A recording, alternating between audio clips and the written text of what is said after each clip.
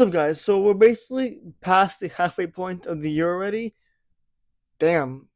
Yeah, already. So there's still lots of films to look forward to and to watch for the rest of this year.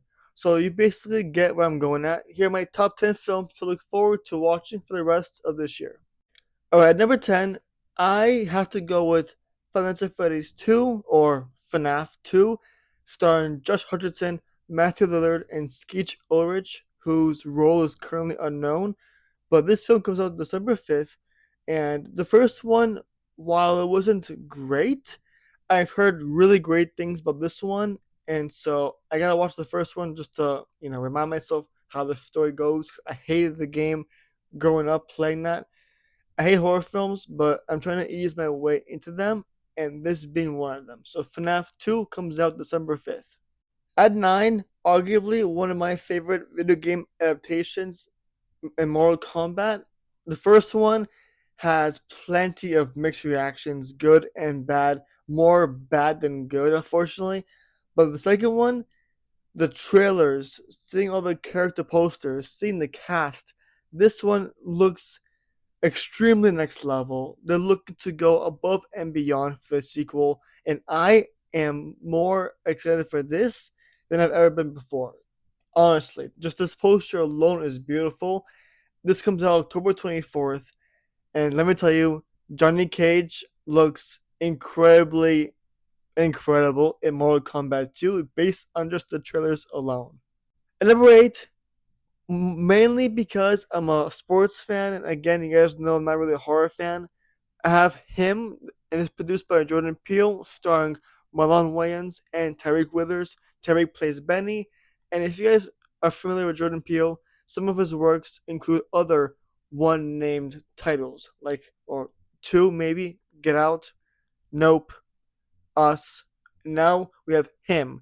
And this is basically a psychological horror film that tells basically it's about a man, a character named Benny, who's trying to become a pro NFL or a football player in his life. And if you guys are familiar with Jordan Peele's works, you guys know this is not your average horror film. This is purely more psychological than horror, but it's both in one. This comes out September 19th. Next up at 7, I have the biopic for Bruce Springsteen, played by the great Jeremy Allen White. You guys may know him from Shameless, The Bear, and I'm sure there's others I can't name of right now, but he's one of my current favorite actors out there right now, and seeing him maybe lip sync or actually perform in this movie in the trailers, this film, I'm not a big fan of musician biopics, but man, let me tell you, Jeremy Allen White, he is one of one when it comes to acting, and I am familiar with some of Bruce Springsteen's songs, so I'm looking forward to say this one specifically. And yeah, it really helps to see who's playing in this movie. And Jeremy Allen White is definitely one of those reasons why I'm saying the movie. Great marketing right there. This comes out, as you can see, October 24th.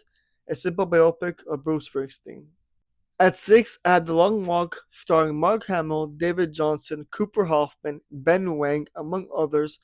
And basically, this tells a story of all these kids in a grueling, high stakes contest where it's basically literally the way it's called long walk. You walk continuously until you're the only one standing, and by that I mean if you walk um not faster, but if you walk slower than 3 miles per hour, no matter injuries, sickness, exhaustion, if you walk at a slower pace than 3 miles per hour, you get shot, and the end. So it's basically a gruesome contest where you must be the only one left standing. So you're walking nonstop. And yeah, Mark Hamill is the villain. Basically, a story by Stephen King. So that right there tells you enough. This comes out September 12th, and a movie that I cannot wait to watch.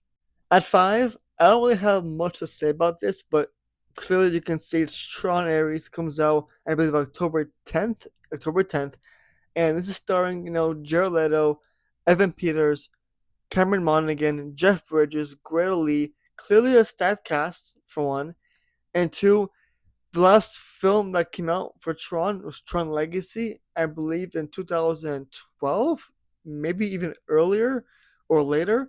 But that was the last Tron movie I've seen. There was one before that one I've not seen yet. But Tron is known for its music and insane visuals. And this one being played by 9 Inch Nails for the music.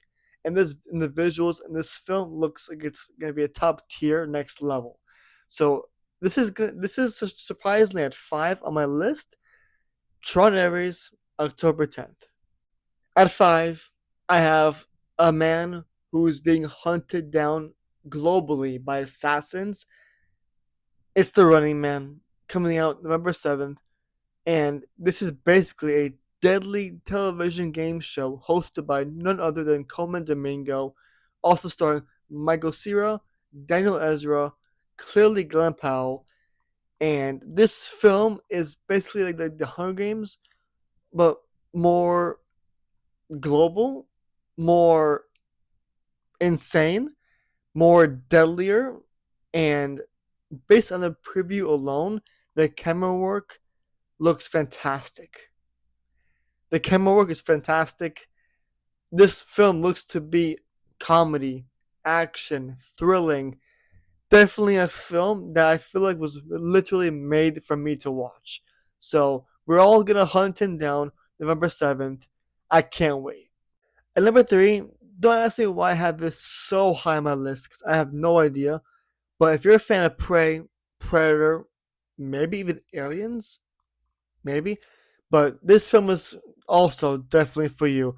Not just the visuals, but the technology in this movie while mixing Predator in here.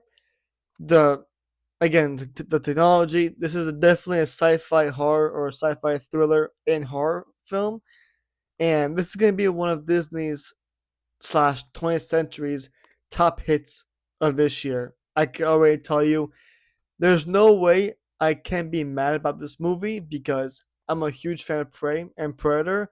So be there or be square. November 7th. Trust me, the previews actually look promising. And number 2, I have the second parter for one of the biggest films of last year, Wicked for Good, starring, as we all know, Ariana Grande, Cynthia Erivo, Jonathan Bailey, Jeff Goldblum, Michelle Yeoh, Ethan Slater, and now apparently, based on the previews, we're getting the Yellow Brick Road characters, Dorothy, the Tin Man, all those characters in this movie as well, apparently. So if you guys saw the Broadway show of this years ago, you probably know what to expect. So I'm not gonna really talk much about this. The anticipation and the hype is and has been that real for Wicked. So Wicked for Good comes out November 21st. At 1, arguably one of the biggest franchises in the history of the world, Avatar Fire and Ash is my number 1 film to look forward to watching for the rest of this year. This comes out December 19th, a film directed by the great James Cameron, starring obviously Zoe Saldana and Sam Worthington. This film is widely known, aside from Tron, for its insane and beautiful visuals, the beautiful music, soundtrack, score, the insane CGI. After the way Avatar The Way of Water ended, I am so looking forward to seeing how the story continues in Avatar Fire and Ash. We saw a clip in 3D back at CinemaCon earlier this year in April at Vegas, and I was in awe.